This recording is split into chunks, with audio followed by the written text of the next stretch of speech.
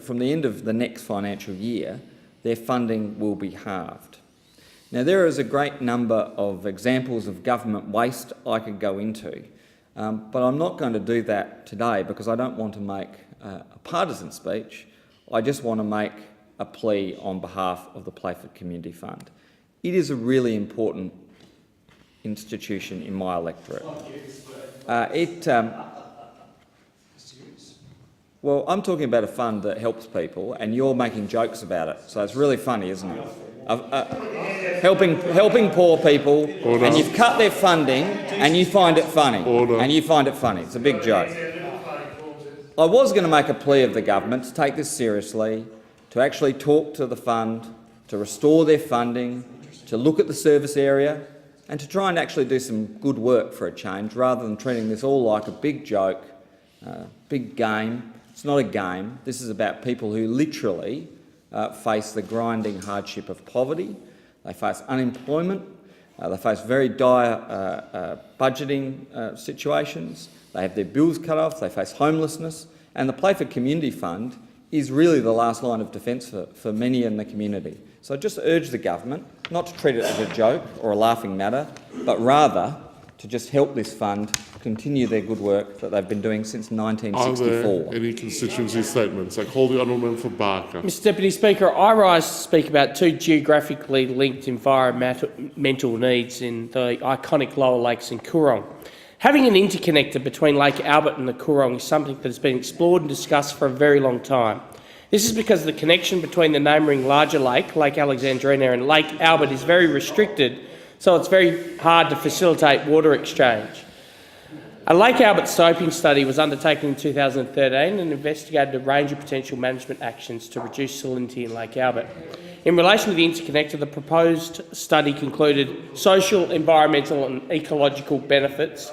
It would help us improve salinity levels by returning them in a water-efficient manner to their historical range. There's also, according to the Murraylands RDA, significant economic benefit, an additional 273 jobs, taking gross regional product from $2.7 million to $33.4. The second issue I want to touch on is the New Zealand fur seals in the Coorong. Long-nosed New Zealand fur seals are found all along the South Australian coast, where they frequently interact with fishers, water users and beachgoers. Between the 1800s and 1830, the species was hunted to near extinction. Thankfully, they've recovered, and the population in South Australian waters is now estimated in the range of 100,000 animals. Long-nosed fur seals are inquisitive creatures. They'll often explore new territory. Reports of fur seals appearing in the Coorong began in 2007. Fishers and the traditional owners of the lower Murray, lakes in Coorong and surrounding areas, the Ngarrindjeri people, have both been impacted by the arrival of seals in the Coorong. The New Zealand fur seal is an apex predator in the Coorong and Lower Lakes and is not a native one. These seals are decimating the native fish populations. Generations of fishermen in the Coorong have made a living from fishing the Lower Lakes in Coorong. And it's not just the fish, native bird life are also under attack. In 2015, I met with local leaders in Meningie and confirmed that federal legislation does not stand in the way of dealing with issues of these seals in the Coorong and Lower Lakes through a sustainable cull. I commend the local state Member of Parliament, Adrian Pedrick MP, for all his hard work lobbying on this issue. Mr Deputy Speaker, regions matter, as the South Australian State Government tells us, and the Coorong is no exception. We need action on this issue for the economic, environmental and ecological future of the Coorong and Lower Lakes. I urge the South Australian State Government and their relevant authorities to authorise a sustainable cull of the New Zealand fur seal in the interests of our environment. I call the honourable member for Moreton. Thank you, Deputy Speaker. In Brisbane, every student and every one of their parents knows that when the jacarandas are blooming, it means one thing: the end-of-year exams. And for Year 12 students, those last exams bring with them a lot of anxiety about whether they'll achieve the score they need to continue their chosen study path. And while it's the students' work that is marked, the support that the school provides during those vital final years of school is crucial to each student's success. I'm proud of all the schools in my electorate and love visiting them throughout the year, and as a former teacher I love to go along and teach a few lessons. And in December, many of those Year 12 students are in a fluster waiting for their OP score to arrive, But it's in January that the school principals have their own anxious moments, waiting for the list of school rankings to be released. Now, I'm quick to acknowledge that the number of OP students in a school is only one measure of that school, and some would say one measure at a point in time. And many of schools in my electorate are excellent educational facilities with incredible programs tailored to suit their students and their needs and aspirations. However, unfortunately, newspapers do rank schools each year according to the OP results of their students.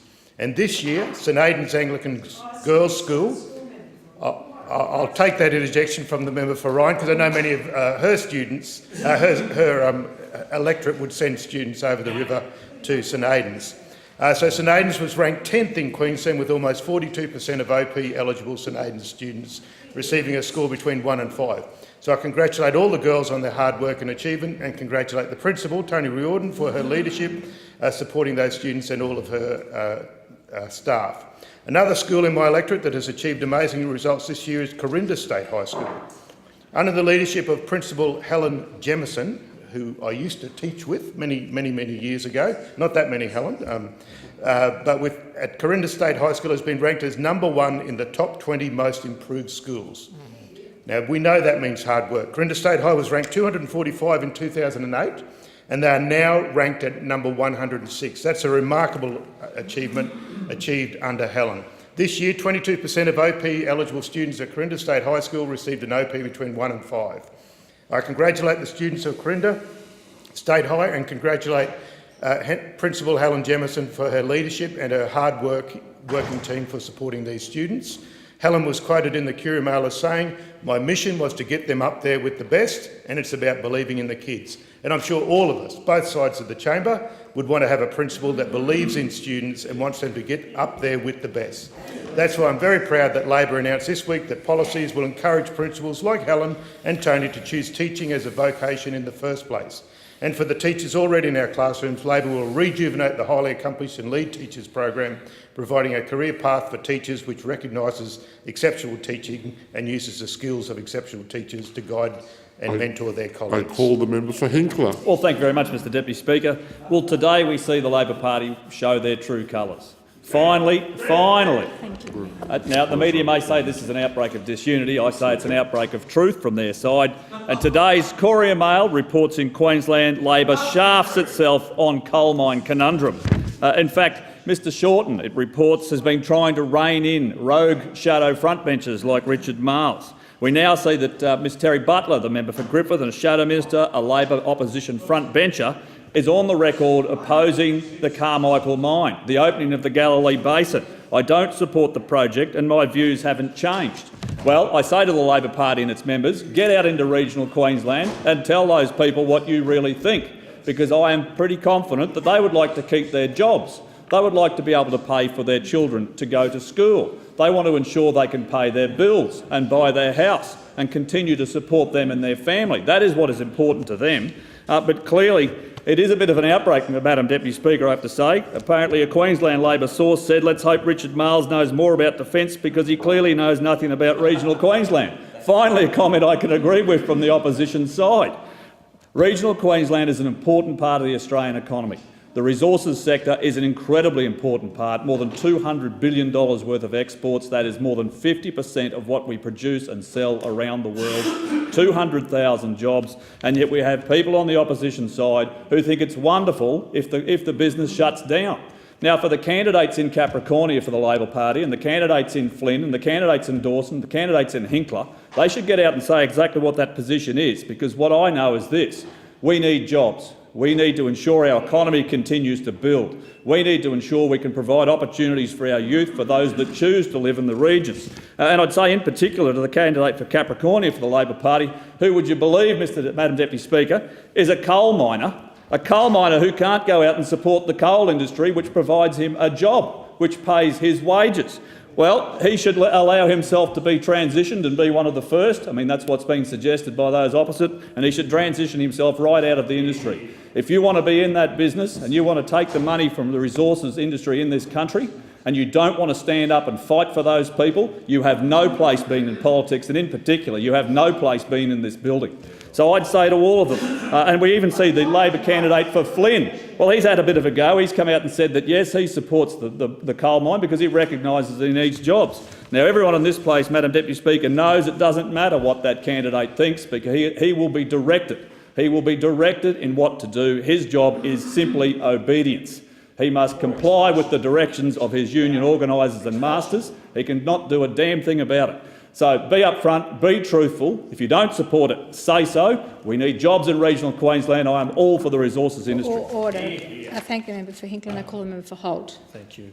Deputy Speaker, I stand before you today to condemn the atrocious terrorist attack against Indian security personnel in Jammu and Kashmir in India on the 14th of February 2019. On the February the 14th, a convoy of vehicles carrying Indian security personnel on the Jammu-Srinagar National Highway was attacked by a vehicle-borne suicide bomber at the Pora in the Pulwama district, Jammu and Kashmir in India.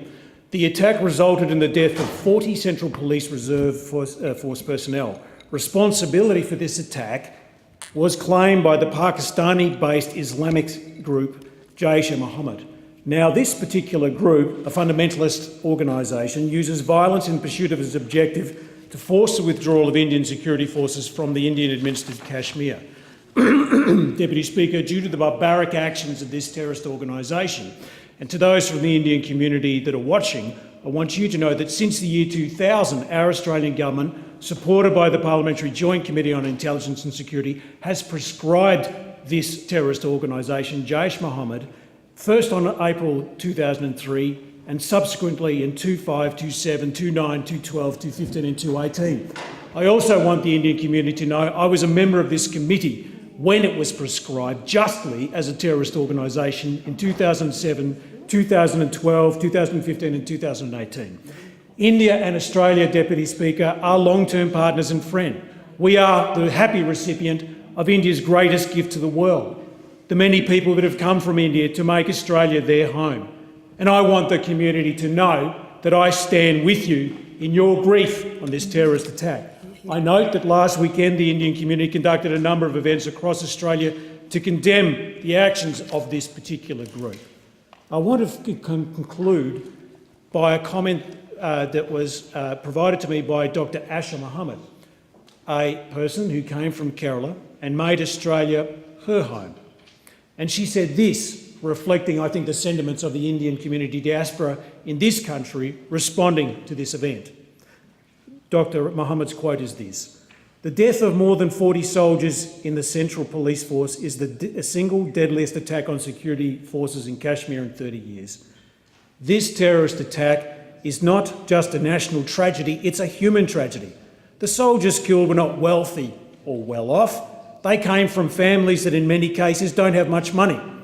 These families have now lost their sole hope. They've lost fathers, husbands and sons who were often the sole source of income and support for their families.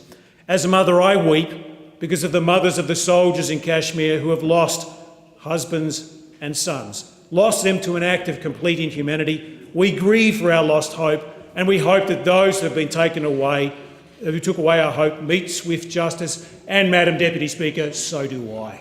I thank the member for Holt and I call the member for Ryan. Thank you, Madam Deputy Speaker. Justin Hodges, Scott Prince and Gerard Yo-Yi are names you may have heard roared in rugby league matches throughout Australia. But you mightn't know that they are already also ambassadors for the Beyond the Broncos mentoring program. This program, which is also supported by the Australian Government, aims to improve school attendance rates and Year 12 attainment rates for Aboriginal and Torres Strait Islander students in 8 high schools across Brisbane. Improving educational outcomes will lead to greater achievements in their education and offer increased opportunities for their future careers. A dedicated team of Broncos Indigenous staff provide one-on-one mentoring support, encouragement and motivation for students to achieve maximum school attendance, effort and behaviour, and to complete Year 12. This year, the program supports approximately 250 students in Years 10 to 12. For example, at one of the most disadvantaged schools in which the program operates, the attendance rate for Indigenous students has improved from 73% to more than 90%. The Broncos also offer a Girls' Academy, which values the vital role that young Aboriginal and Torres Strait Islander women play in influencing